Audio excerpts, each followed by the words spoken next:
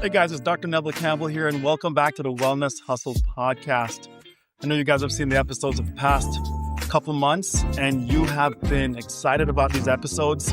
Today, we bring you yet some more amazing episodes. I tell you what, today we have Attorney Robert Williams. I tell you, this man's plethora of professional experiences deserves exploration. And I think these experiences are really what has given him the uniqueness that he has to stand in the steed that he currently stands in. Ladies and gentlemen, without further ado, I'm going to let him tell his story, because trust me, if I try to do it, I'm going to botch it completely. So let me just give you Attorney Robert Williams. Welcome to the podcast. Thank you, Dr. Campbell, for having me here, Hey, man, it's an honor. Thank you. I watch your podcast religiously, and I just find a lot of good information, but mostly I find inspiration, community for people who are in this personal injury sector. And good people, solid people. I really like it.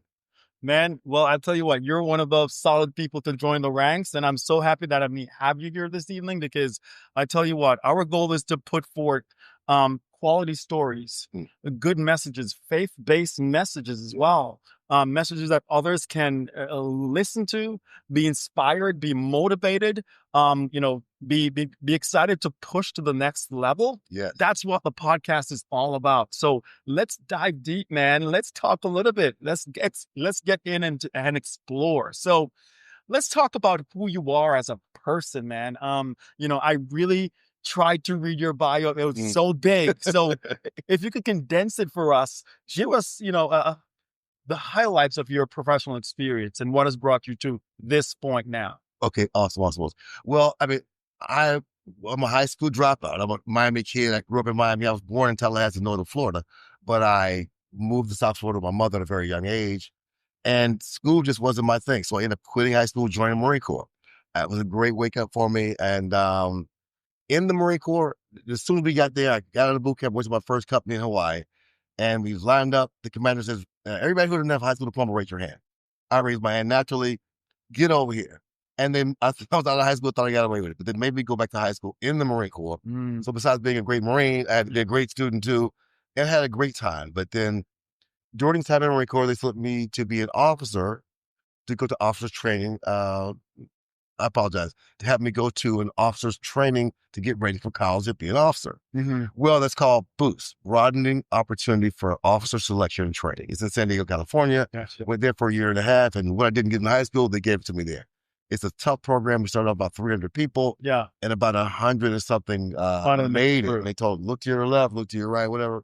Somebody won't be. Two of them will be gone. So you'll be.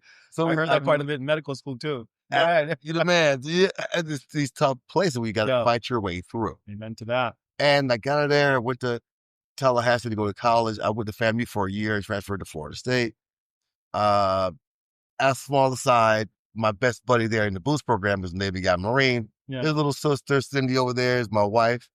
We didn't get married right away, but we got married many years later. But just great wife, great support, great partner, and great best friend. Amen to that, man. Amen to that. We're going to dive into that some more too, because it's important to really, understand, what the support system looks like, right? Because for a man of your caliber at this point, having navigated so many professional sort of spaces, and and has risen to what I would consider one of the top spaces here in the Atlanta market. As a man, as an African American man, even to have gotten to this point. Certainly they're not just a support system, but the value set and the value system, which we're going to dive into. So let's take it back to, high school dropout. Yes. So in high school, I guess there was no direction, or who was there during that time to push you ahead, to give you yes, you can? Well, my parents got divorced at a young age. So I was the oldest of the boys. And it really was a lonely time. It was a time where I was unconnected. So I met people, I met situations, but I didn't really feel like I was a part of anything. And the thing that made me the belonging feeling was football. And I loved playing football. That was my thing. And I just really enjoyed doing that. But when football season was over, 17 years old, I don't really see a future for myself. I didn't know what I wanted to do, Right. but I knew I wanted to do something tough. I knew I wanted to challenge myself. I knew I wanted to lay a marker down for my life. And the Marine Corps was a natural fit for me.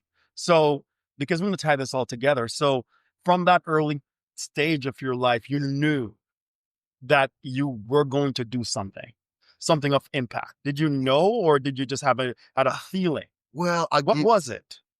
it was a desire. Okay. It was a burning desire to be great. A burning, not just a desire. No, a burning desire to be great. Okay. And All right. I really wanted to be great. I really wanted to take on the toughest challenges in life and really live a good life. And somebody's high school drop. Well, I'm a short little epithet. Yeah. My mother was in college when I was born. Yeah. And so I grew up around Florida State campus, FAMU campus. And so going to college was like an automatic thing to me. So Yeah. a high school dropout saying, yeah, I'll go to college one day. Gotcha. It was just an unusual thing. I knew I would be back there. Gotcha. So it didn't defeat you. So you're dropping out of college. I'm sorry, of high school. Yeah. It didn't defeat your dream or your goal of going to college, of being successful. No, it actually fueled it because I was distracted. Just a kid. I'll call it a punk kid. Grew up in the inner city of Miami. I love DJing. I love hanging out. And I love doing all those things. And so I just had no direction.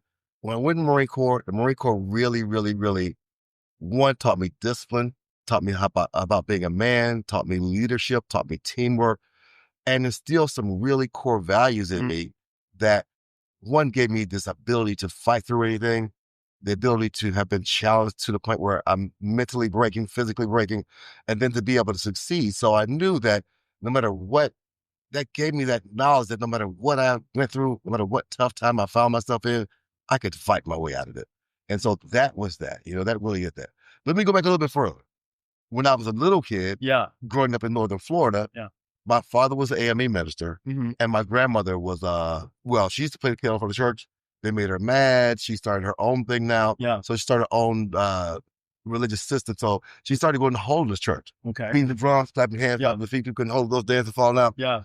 And so I had this strong religious background. And my grandmother and my grandfather obviously were people of faith, people of conviction.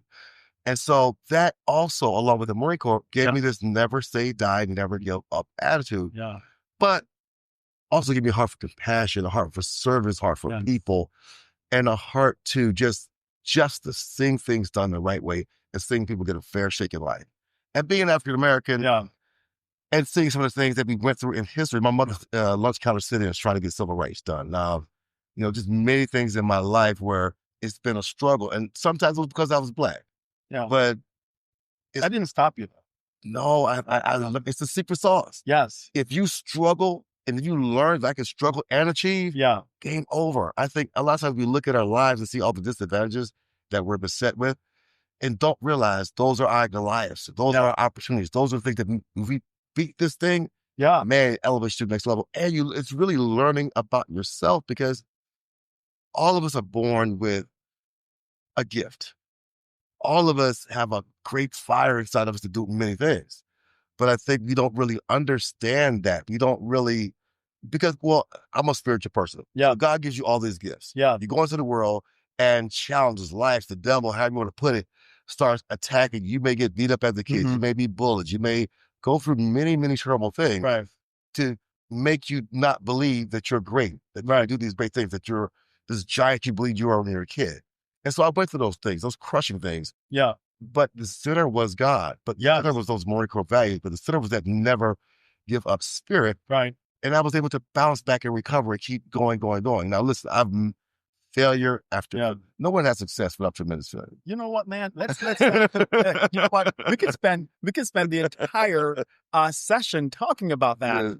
Because just so much to unpack, so much to explore in either the statements that you just made. And before I transition, though, I do want you to leave a statement to say, if you could just look, if there was inner city youth right now, there's a lot of high school dropouts in our community. Yes.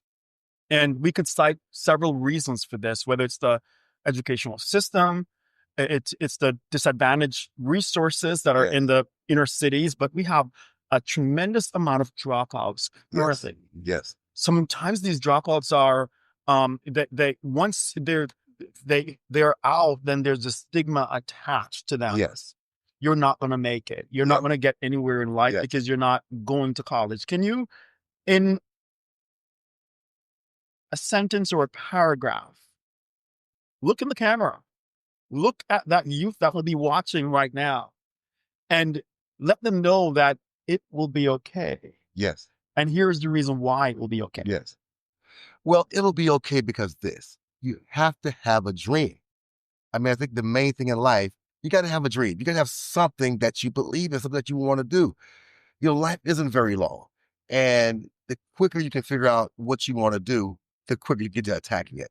So for me, as a kid, I always wanted to be a lawyer. My mother told me when I was a little boy, she said, I'm going to be a lawyer and help people. We're living on the inner city of Miami, and I just saw all the injustice, police brutality, people being cheated by insurance companies and a variety of things. I said, man, somebody got to fight for those people. Well, that was me as a little kid. I lost that vision. I started doing things, Marine Corps, play college football. And I had a burning desire, I'm going to go to law school, but I never did. And when I graduated college, Florida State University, Old Seminoles, I moved to Atlanta. I started managing rap groups, hanging out, bouncing, doing a variety. And I'll get back to law school. And when I really got up against it, I had taken a lot of L's, and I said, what am I going to do now? And I had a moment with God. I said, God, I know you got a better life than me. What can I do? What do you have for me to do? In the moment of my greatest frustration, I was managing rap groups that didn't work out. I started a security company that didn't work out. I'm like, oh, what am I going to do? Well, God, what is for me? I mean, I'm at that point, really breaking point. And God just sat back and says, what do you want to do? I said, huh? Yeah. Said, you can do anything you want to do. What do you want to do? Amen to that. And I had to go back, and it took me a reflection, thinking, and the thing I said, what's the highest and best thing I can get? I want to be a lawyer. I want to help people. So that's okay. Do that. And I was like, huh? And then, so I said, well, and then the next thing, if you have your dream, you got to remember, what's the next logical step? Well, I already had a college degree. What was the next logical step? I had been out of college for a few years. So I said, let me go take some pre-law class at Georgia State. Let me at least get back in the community. Let me retake the LSAT. I didn't get a good score the first time. So I hunkered down. I moved to Georgia State. I got 4.0. I retook the LSAT, and I didn't get the score I needed. That's one of those kick in the butt things. But God will always open the door. I got a letter in the mail saying, come to Florida, go to Nova University. You can participate in our summer conditional program, and you can get in. Right. Okay, I'm going to do that. Well, I was slow on the uptake. It took me not that time, the opportunity. It took me about a year later to pack it up, shut it down, move back to Florida. I was living on my brother's couch for several years. Thank you, Michael. Thank you, his wife, Alcina. They allowed me to do that. And then, but the failure led me to Nova. I got a Nova, summer conditional program. Guess what? It didn't work out. They raised the high score you needed. I had the score I was supposed to have, but they said they raised it because of so much interest, and I didn't get in. So then I'm in Miami, and I tell you the way it happened. I was at home with my brother. I'm living on the couch, and the letter comes in. Everybody's supporting me going to getting into law school elsewhere. So my brother gets the letter, says, well, we're going to find out if you got into law school. He opens the letter and says, well, Robert Williams, you did not get in law school. Heartbreaking, crushing in front of my family, my nephews and stuff. So he says, what are you going to do now? I said, I was dating a young lady, not my wife at the time. I said, I'm going to go to Milwaukee. I'm going to hang out with this girl, and I'm going to come back and get in law school. And if you're listening to me, I'll tell you, that's those moments where you're down and out. What do you say about it? What are you going to do about it? And I said something. Now, that's what I said. Did I fully believe it? Did I know how I was going to do it?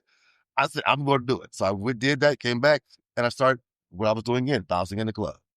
I just happened to be working in the VIP. Shout out to Privé in Miami. But I was working there, working VIP, and some guys came to the rope and said, let us in. Well, hey, I'm the VIP bouncer. Give me a few $100, boy, I'll let you in. We got no money. We're only poor law school students. I said, won't you do it, God?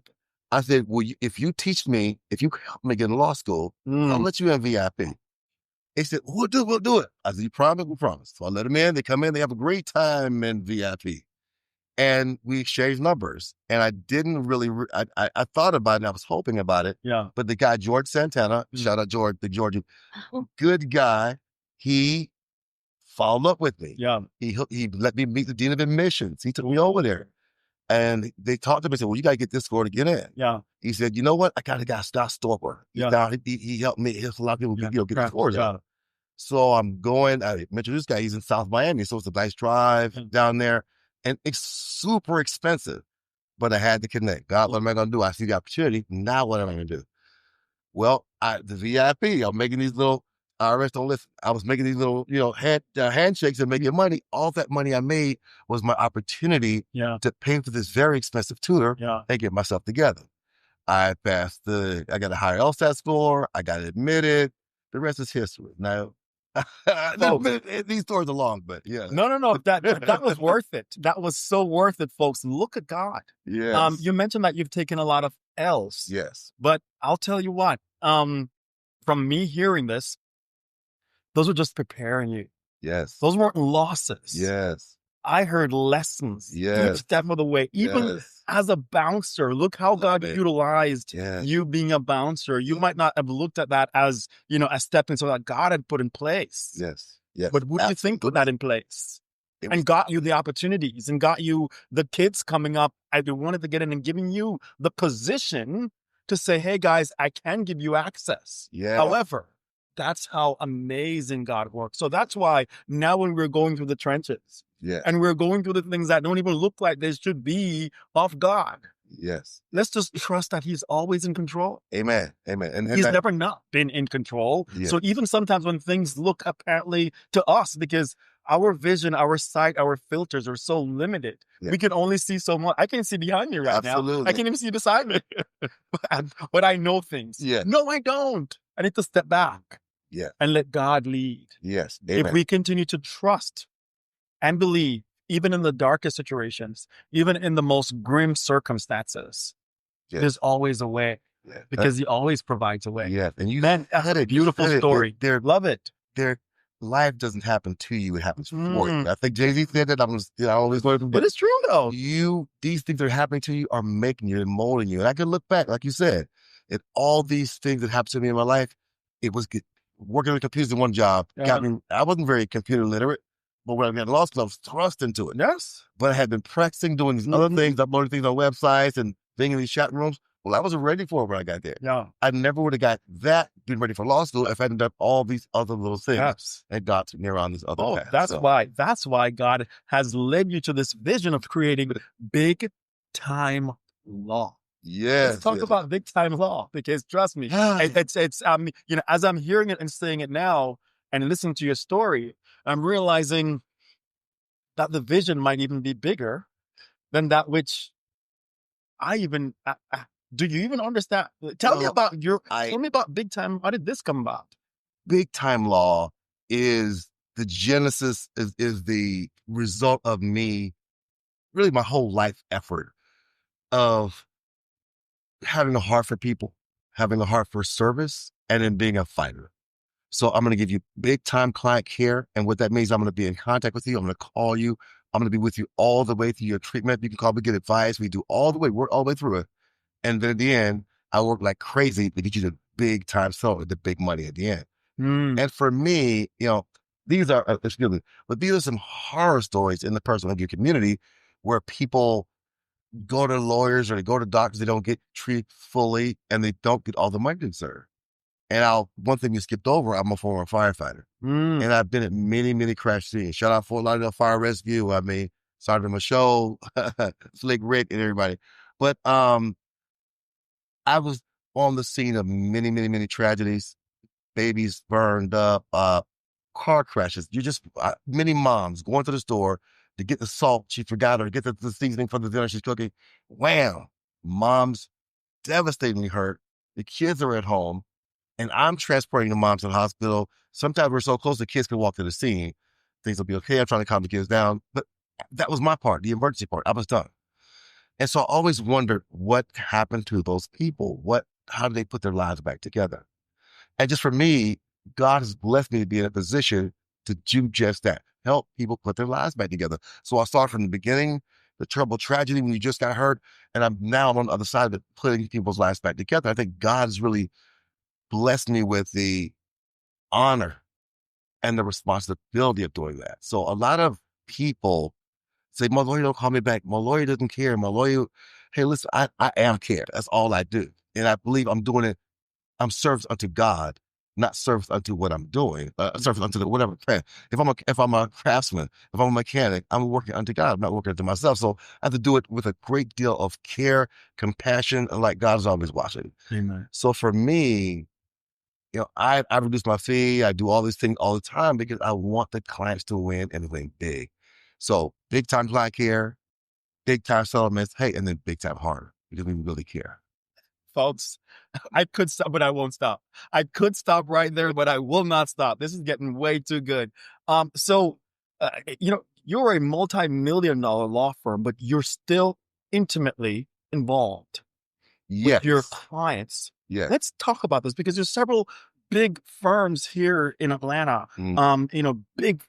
Big firms, doing millions of dollars in recovery, right? But there's always a concern that, will I get to see the attorney, or does the attorney have a part in my, in my care, my legal process? And to hear that you're personally involved in the care, I think that needs to be said, again, because people need to hear that, even a law firm and a person of your caliber, you're still intimately involved in their process. And that's a part of your why, I believe.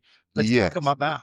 Well, it is. I mean, I think I'm growing, so I'm having to get more help. Yeah. But I think of it like McDonald's. I have a vision of a nationwide law firm. I have Florida, I got Georgia, and we do some other things. But I want to be nationwide. I want to blanket the country. I want to hit, because I think this good care, this big time care, this big time settlements, this big time heart for the clients, for injured people, has to go across the country. Yeah. And so I have a big time mission for that. For me, it's like the McDonald's brothers. You get your first McDonald's. I got to figure it out. Yeah. I got to see what works best Yes. in this big thing.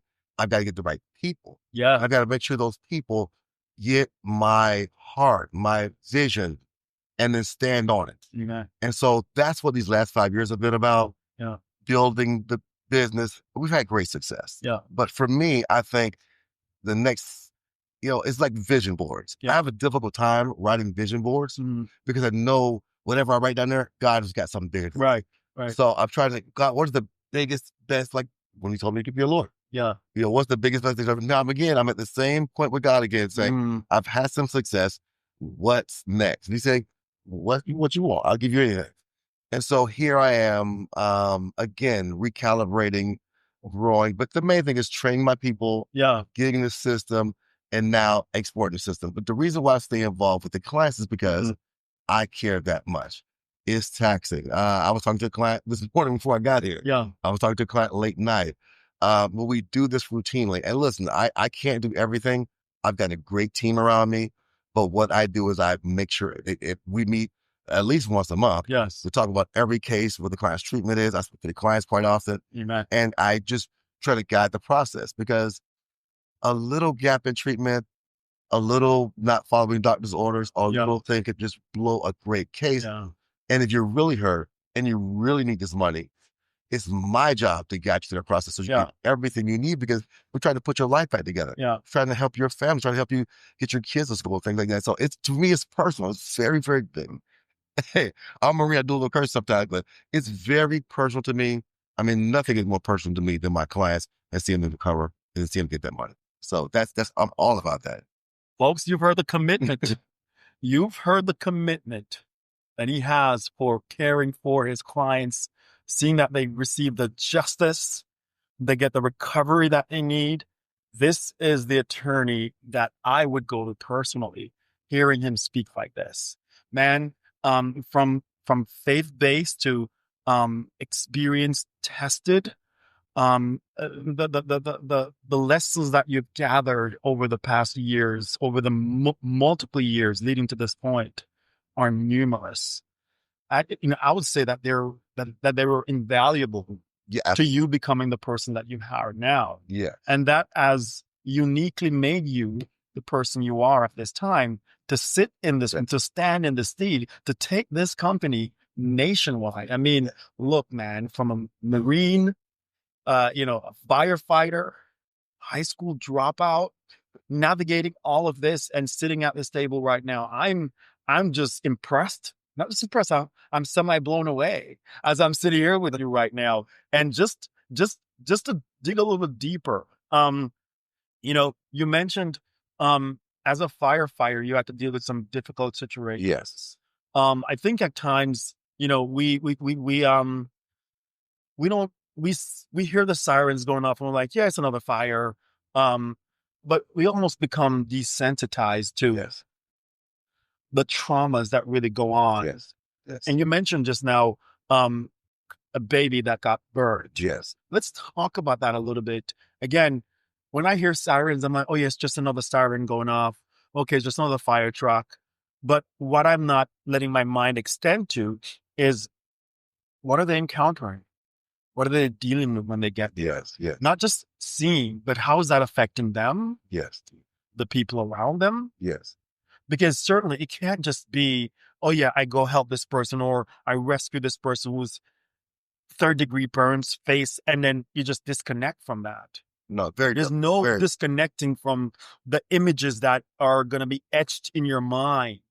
I know for me, when I was a resident in the hospital and I saw my first patient, not first, but I saw a patient expired. Yeah.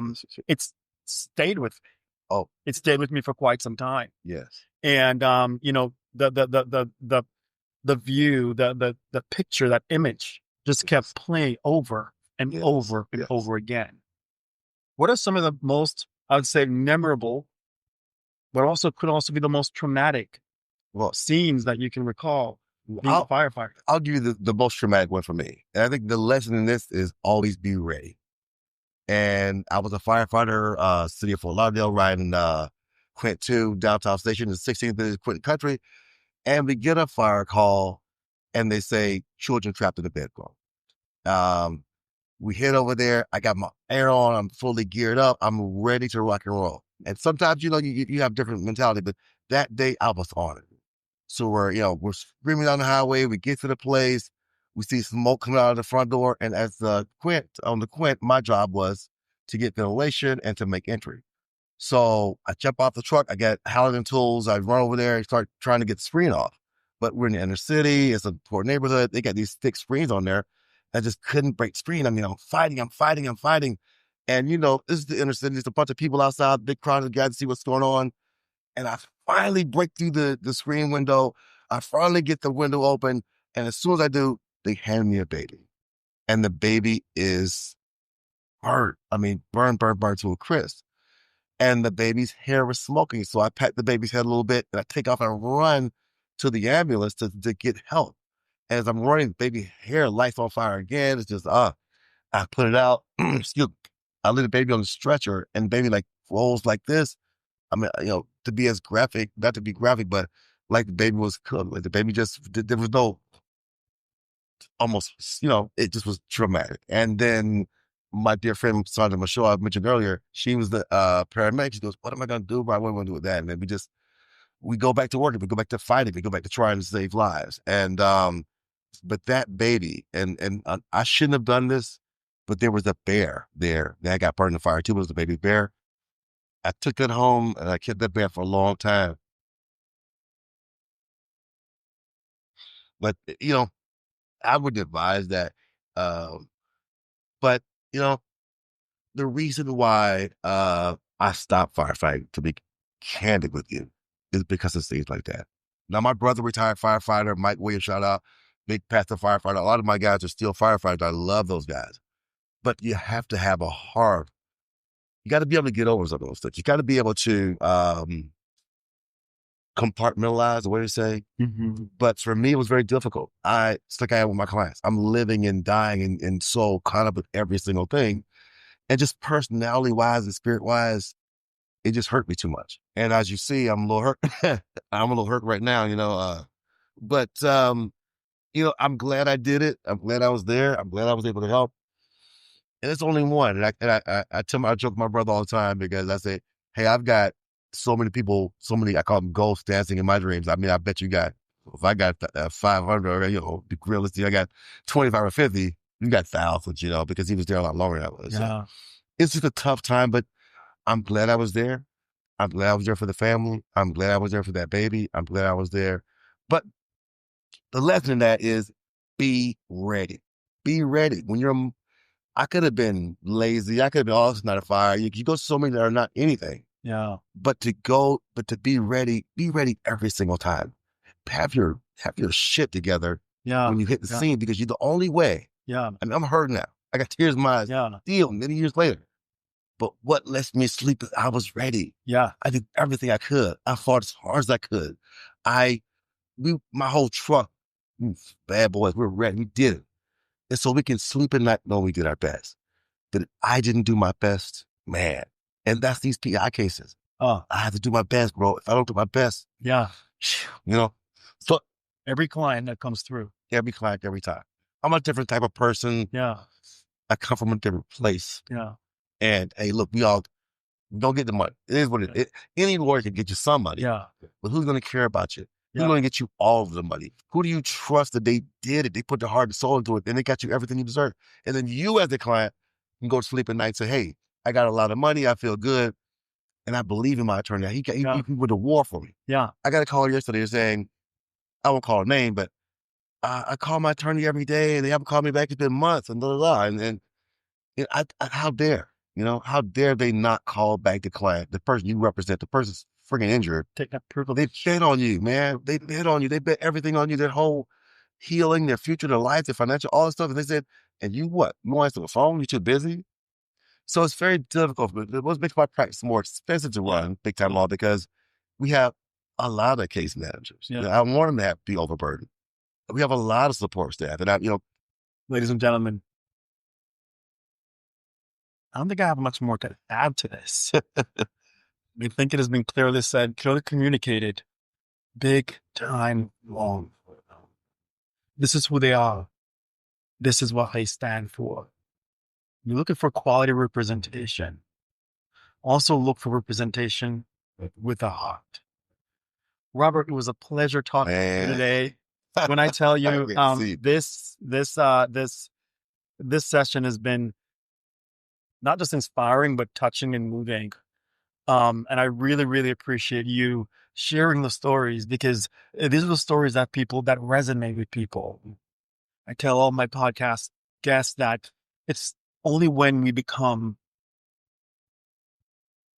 what people can relate to, that's when the message that we have is heard and received. Thank you for opening up. Well, wait, I'd like to say one thing. Please, no, please. We have time. Meeting you has been great, because when you have this ethic and this care for people, and you meet, I'm not calling out anybody, but meet a bunch of doctors and a bunch of lawyers and other people whose main focus is on making money and building the practice and stuff like that. But when I met you, your main focus from the patient. Yeah. Your main focus on getting people better, putting lives back together, man.